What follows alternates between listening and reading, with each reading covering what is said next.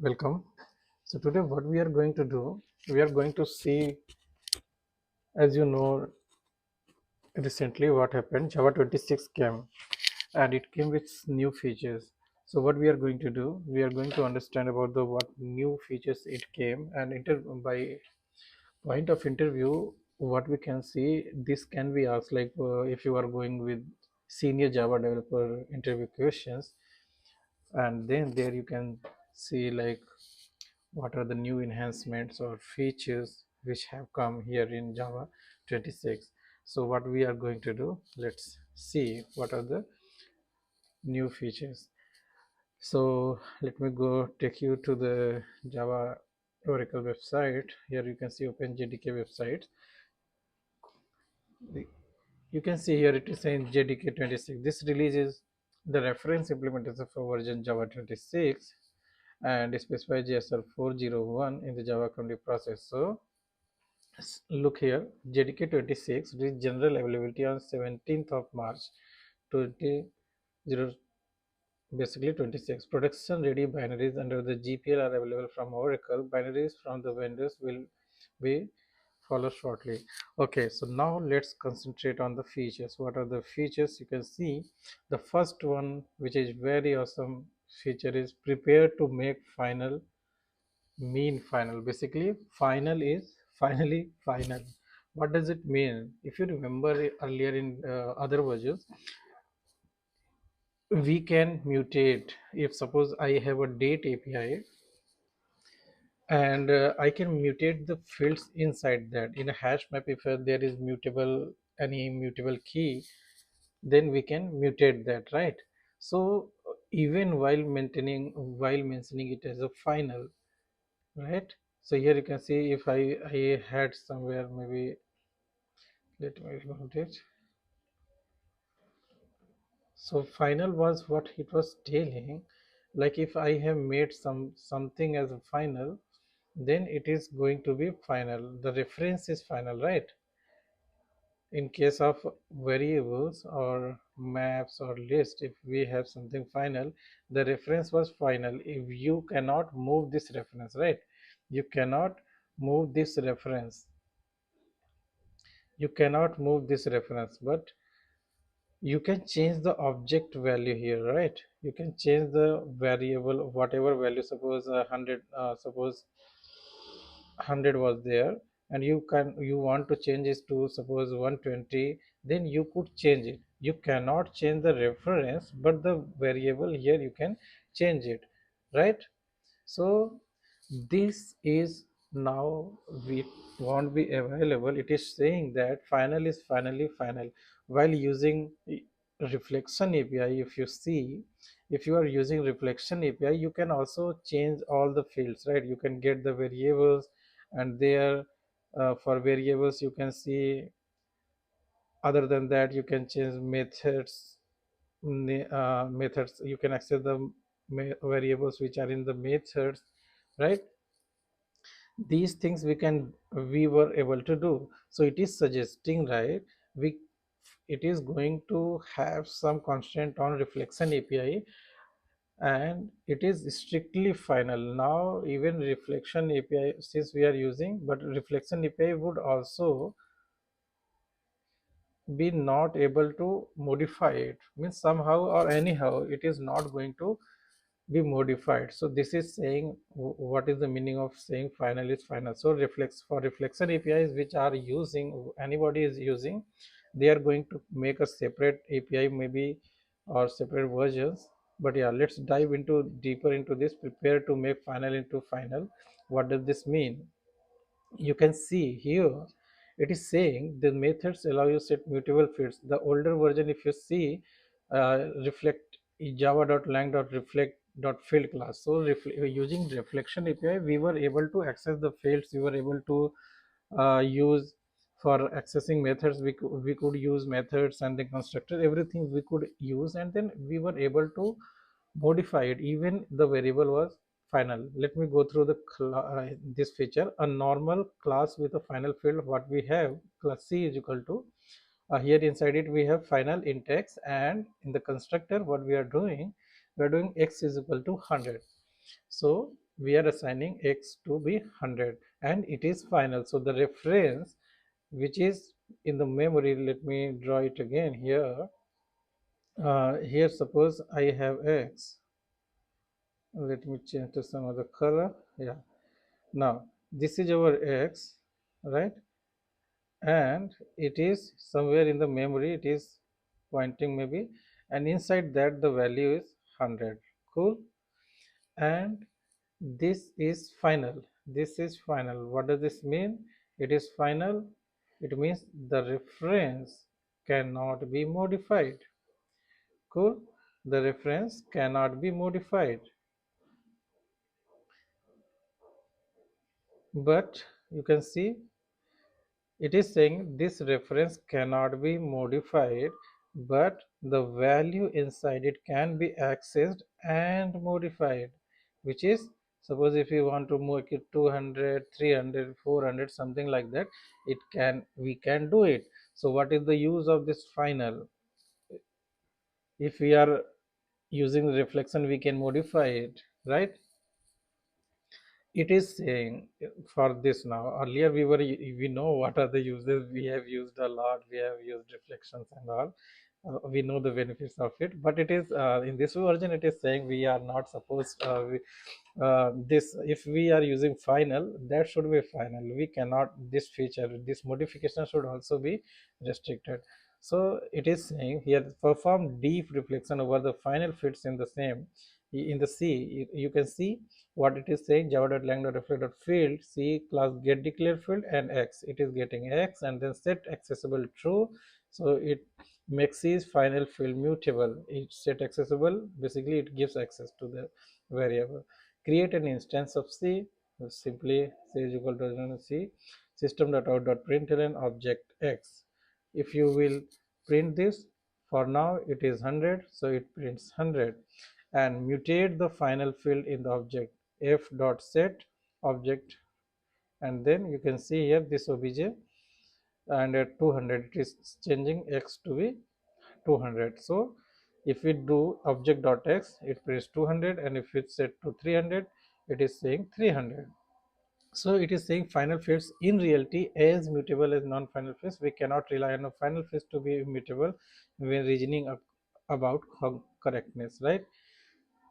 So this is the same thing which I told you, and it is saying like by default this compromise, what it is going to do, it is expecting final to be integrity, basically final to be final, which is kind of integrity by default. We propose to enforce the immutability of final fields so that by default code cannot use deep reflection. Here you can see code cannot use deep reflection to reassign them at will, just the way we were using reflection API. So this is kind of restricting on that. We will support one special use case, namely serialization libraries that need to mutate final fields during deserialization via limited purpose API. So this was what I was trying to tell you about this first feature, which is JDK final is finally final. And then the second one is remove the applet API. You know, applet API was when we were dealing with Java 5 or Java 6 in the old 2014 2015 time. Java applet was very popular, and there was browser support and all, and later it was marked deprecated, and finally in this JDK 26 they are going to remove the entire applet API. Those who have worked with applet, they know what the graphics and those things applet API was doing, and then calculator making. I had made calculators, so I remember that. So it was wonderful actually, applet API at that time.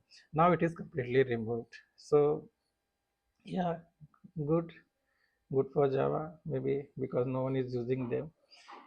And ahead of time object caching with any GC. So now there is caching in GC. It is saying ahead of time object caching with any GC. Suppose there is G1 GC, standard GC, any GC. It is saying ahead of time object caching. And other than that, we can dive deeper into it later. First, let me complete this. Actually, let me tell you about the enhancements. And this time HTTP3 for the HTTP client API. So what HTTP3 is working on, kind of it is a kind of providing server to client to server communication using UDP. Actually, we can go into that. Yeah, HTTP1 was kind of server client, and HTTP2 was communicating on TCP, and HTTP3 works on UDP. I think actually it works on UDP. Let me search for it. UDP should be there, right? UDP based multiplex UDP, yeah, something like that. You can We can go into it, dive deeper into it later. And now G1GC improved throughput by reducing synchronization. So there is enhancement in G1GC also. Then PAM encodings of cryptographic objects. Second preview, it is still in preview. Structured concurrency, there is a term which is going to be in later versions. It is still in preview from sixth version, sixth, you can say sixth preview. So from six versions, last six versions, it is still in development. It is not an LTS support. And then lazy constants, second preview, it is still in consideration, lazy constants. And then vector API 11th incubator, so it is still in incubation for last 11 versions. It is still in development. Actually, it is still not LTS support. And then primitive types in patterns, instance of, and switch, it is still in fourth review, right? It can be LTS support, it can come in and future versions of LTS support, right? So let us see this lazy constants. What are these things? Introduce an API for lazy constants, which are objects that hold unmodifiable data. Lazy constants are treated as true constants by the JVM, enabling the same performance optimization that are enabled by declaring the field final. Compared to final fields, however, lazy constants offer greater flexibility as to the timing of their initialization. This is the preview API. Basically, it is in preview. So this was about lazy constants. And then vector API. In other languages, I have seen vector APIs, but yeah, here it is saying it will develop.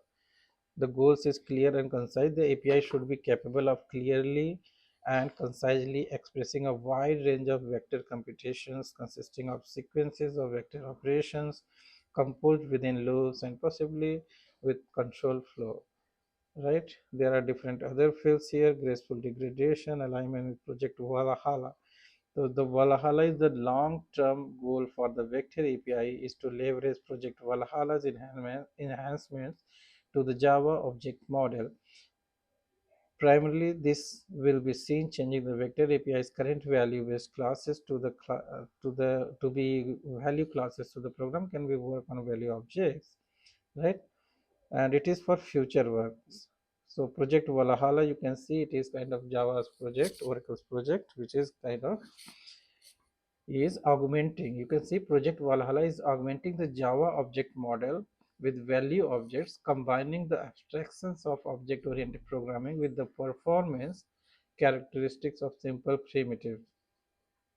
So there are value classes and objects, null checking, array enhancement. These things are still in under project Valhalla, and once they are working, if they are completely developed, they would be given in some future versions for long-term supports, right? Lazy constant, primitive types, patterns, and instances. We can also see this one. So here you can see enhanced pattern matching by allowing primitive types in all pattern context, and instead instance of and switch to work with all primitive types. So earlier we were using boxed classes like integer, string, and these kind of classes. Now it is saying like int support would be there for primitives. There would be switch classes. We can directly pass primitives in switch classes and instance of operators. These are kind of going to accept the primitives. So here you can see goal. What is the goal? Enable uniform data exploration by allowing type patterns for all types with the primitives or references. Align type patterns with instance of, and align instance of with safe casting, and then allow pattern matching to use primitive types in both nested and top level pattern context. Cool. Follow the enhancement switch, Java 7 and Java.